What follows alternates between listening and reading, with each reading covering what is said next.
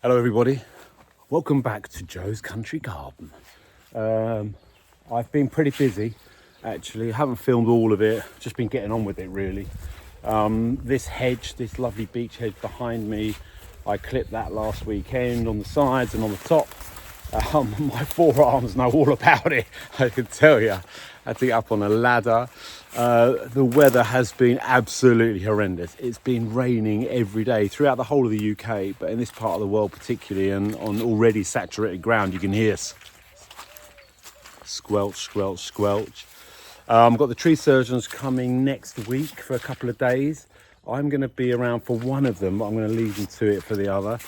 Sadly, this apple tree is dead. It's going to come out.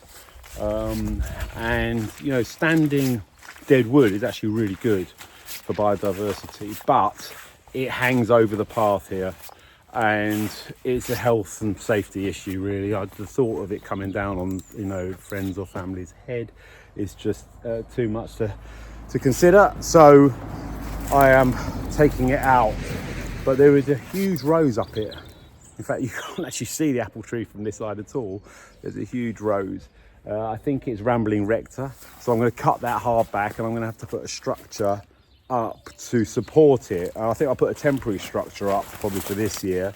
But it's interesting, you take something out, it has a knock-on effect on the garden, and that's how a sort of design comes together in the same way. You just have to sort of think on your feet and make some decisions. The woodland area, where I'm going to take you now, is looking absolutely beautiful. All the daffs are coming up. There's still some crocus, got some snowdrops, but the narcissi have naturalised all the way through here.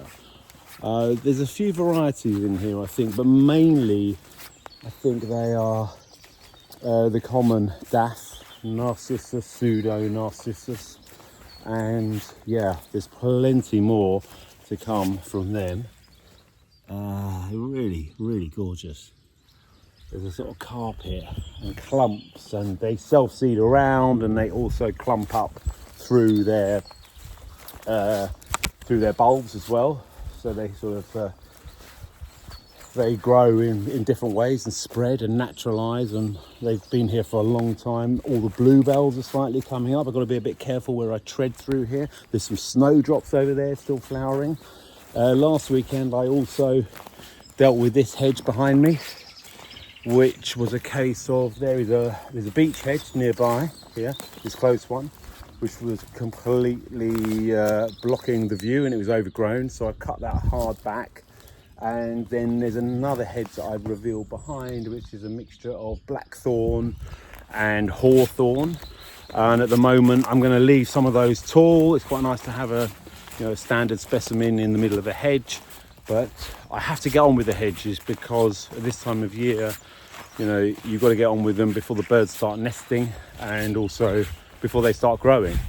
Now, right over the other side of the garden, where I'm heading now, the tree surgeons revealed, I didn't even know it was there, but when they took down the Western Red Cedar and all the sort of scruffy stuff in front of it, they revealed a blackthorn hedge, which is sort of growing vertically now, and that's right on my boundary.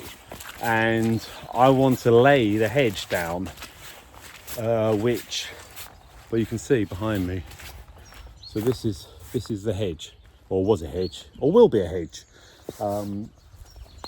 Yeah, it's blackthorn, so it's incredibly thorny, but it's great for wildlife, and it's all growing up vertically, and I need to lay it down.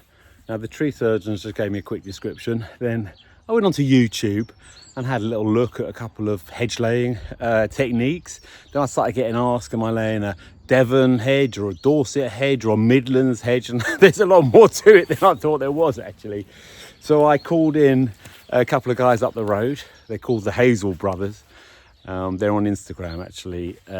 Made in the Vale. They know all about hedges and trees and woodlands, and they make stuff out of wood as well. So thanks to John and Mike, who came down and gave me some really great advice and basically gave me the confidence to get on with it. So I'm now going to attempt to lay this hedge. I've had to take out quite a lot of barbed wire and chicken wire beneath, and I'm going to have a go at it. And basically, if the video makes it onto the channel, it means I feel like I've done an okay job. But if it doesn't, well, you won't see it and you won't even know about it. Appreciate I just launched into it without any explanation of what I was doing, but there was a window of really nice weather, so I just wanted to get on with it. I haven't finished it, so I will go into a little bit of detail about what I'm actually doing, because I didn't really know what I was doing. You know, I'm a complete novice, the first time I've ever done this, so I just wanted to get a feel for it before I start trying to explain the process. But I'm quite pleased with it, actually. Quite pleased with it. It's gone down nice and horizontally. I've had to take quite a lot out, which is the way it goes. I'll go into explaining how you actually make the cut, and yeah, and how much you leave on. You sort of take that little knobbly bit off there after, clean it up after, and yeah, you have to cut into it about 2/3, otherwise you just can't bend it down. You know, you've got no chance of bending it down. So that you get a feel for exactly the right point to bend it over, and then bending it over pretty much horizontally or as low as possible. So this is maybe, I don't know, 2.5 feet off the ground or something like that. And I've still got this section to do, so I'll show you a little bit more about how I'm doing it. And yeah, picking a line was important. That's what John and Mike said. You've got to pick a line, and anything outside of the line you've got to be pretty brutal and take out.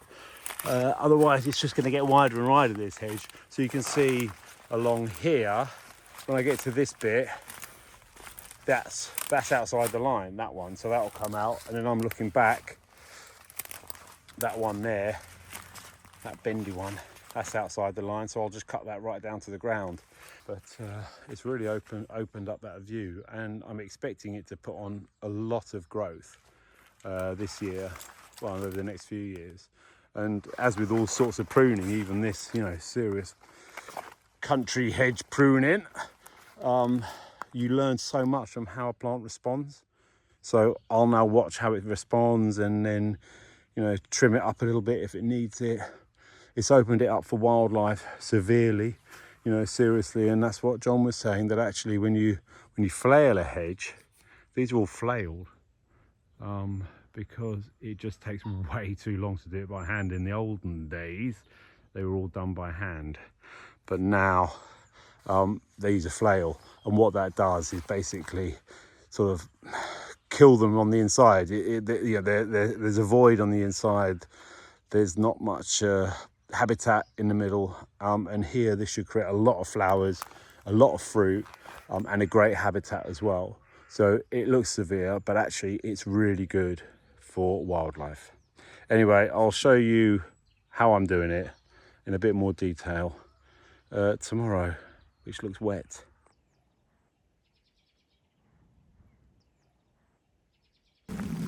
So here I am, the morning after. You can tell there's no continuity here because I've got completely different clothes on because it's pouring with rain. So I've got my waterproofs on.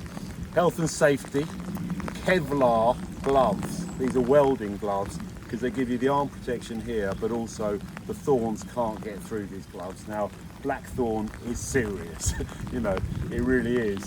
You can get sort of blackthorn poisoning, which you really don't want. If you get a little thorn in your joints or something, it can really swell up and be nasty. So very important to have some really good gloves. Got me eye protectors as well. You don't want to get anything in your eyes. But I've been dreaming about hedge laying. So I got up this morning, came down, still quite pleased with the work that I've done, but I want to show you exactly what I'm doing. So this is slow, this is Prunus spinosa. Spinosa is a bit of a giveaway, spiny, very spiny, but it produces sloes as well for slow gin. Perfect, lovely, we like a bit of slow gin down here. Anyway, it's pouring with rain, half my wife's holding the camera, so I better get on with it, I'm getting a look. Right, so here I'm just going to take these back to one single stem, and I've got the line, taken everything outside it out. Now I'm just going to put my goggles on, because that's for the chainsaw, but also for any thorny stuff. So I'm just going to use the chainsaw to take out.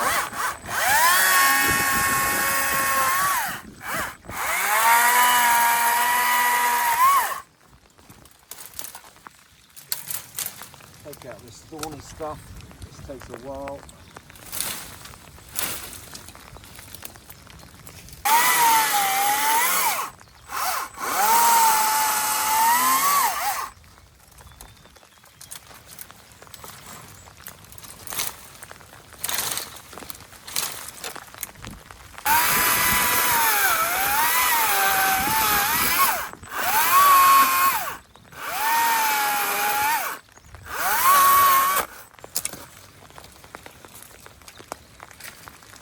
As you clear it out, you can start to see what's going on here.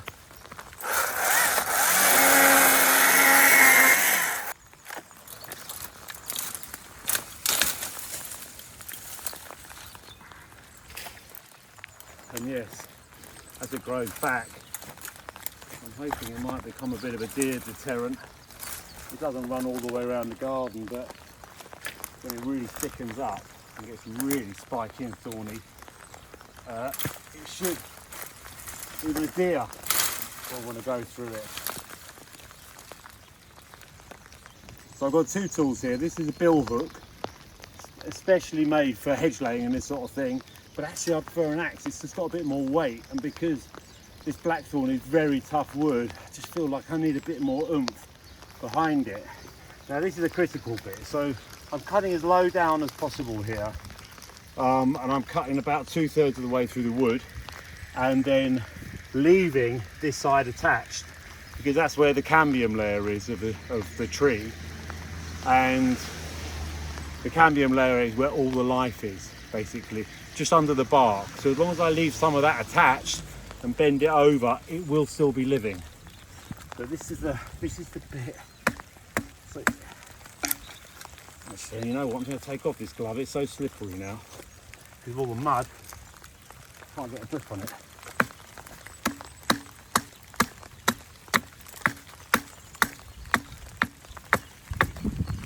So yeah, you can see there, that should now bend over.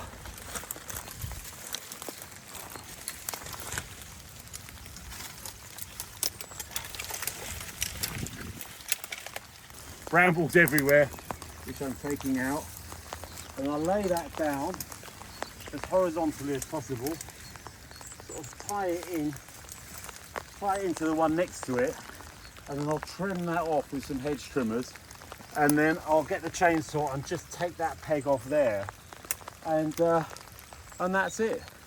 Well, I hope that's it. If this hedge is still alive in a few months' time, I'll let you know. But I'm going to carry on in the rain. Kath wants to go inside, fair enough. Go inside, I can make a nice cup of tea. Lovely, I'll be in a minute. Well, I managed to finish it yesterday, despite the horrendous weather. And I've just come out to admire my handiwork a little bit, see if it all looks good. And also I was doing a bit more reading last night. And, you know, if you go below horizontal, the sap doesn't rise. So, you know, I think I've got quite a good angle. Quite good angles on each stem. There's a couple of gaps. There's a big gap there, but I expect a sucker to sort of come up and fill that gap, or I can easily plant something in a later stage. But yeah, I think it's looking nice. And I can also put some stakes in. Some people have suggested putting some stakes in to keep the line, or maybe tie them together a little bit with a bit of string if I need. So I'm just going to keep an eye on it. But anyway, I've done the major part of the work, and I've done it before the end of February, which is important because that's when it needs doing.